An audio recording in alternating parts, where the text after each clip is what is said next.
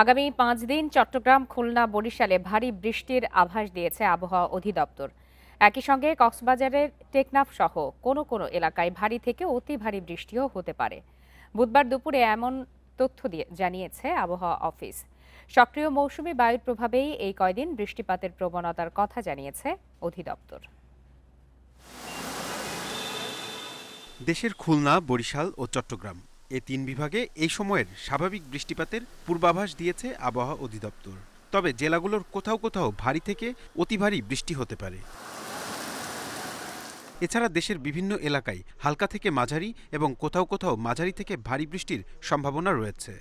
বৃষ্টিপাত চলমান রয়েছে। এটা দেশের অধিকাংশ জায়গায় বৃষ্টি অনেকটা কমে গেছে, তবে এখনও ভারী বর্ষণের সম্ভাবনা রয়েছে, বিশেষ করে আপনার বরিশাল এবং আপনার চট্টগ্রামে, যেটা আগামী ২৪ থেকে ৪৮ ঘন্টা। এর ভিতরেও যে আপনার অতি ভারী বা ভারী বর্ষণ বেসিক্যালি আপনার কক্সবাজার, তারপর বান্দরবান, এইসব জায়গাতে সম্ভাবনাই বেশি।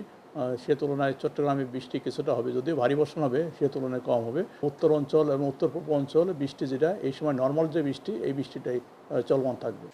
টানা বৃষ্টি হলেও এখন পর্যন্ত দেশের কোথাও বন্যার সম্ভাবনা দেখছে না বন্যা পূর্বাভাস ও সতর্কীকরণ কেন্দ্র।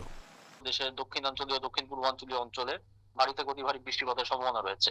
বান্দরবান, কক্সবাজার ও চট্টগ্রাম অঞ্চলের ছাঙ্গু, মাতামুহুরী ইত্যাদি নদী অববাহিকার পানি দ্রুত বৃদ্ধি পেতে পারে এবং এর ফলে সতর্ক সীমায় প্রবাহিত হয়ে বান্দরবান, কক্সবাজার ও চট্টগ্রাম জেলার কিছু নিম্নাঞ্চল সাময়িকভাবে প্লাবিত হতে পারে।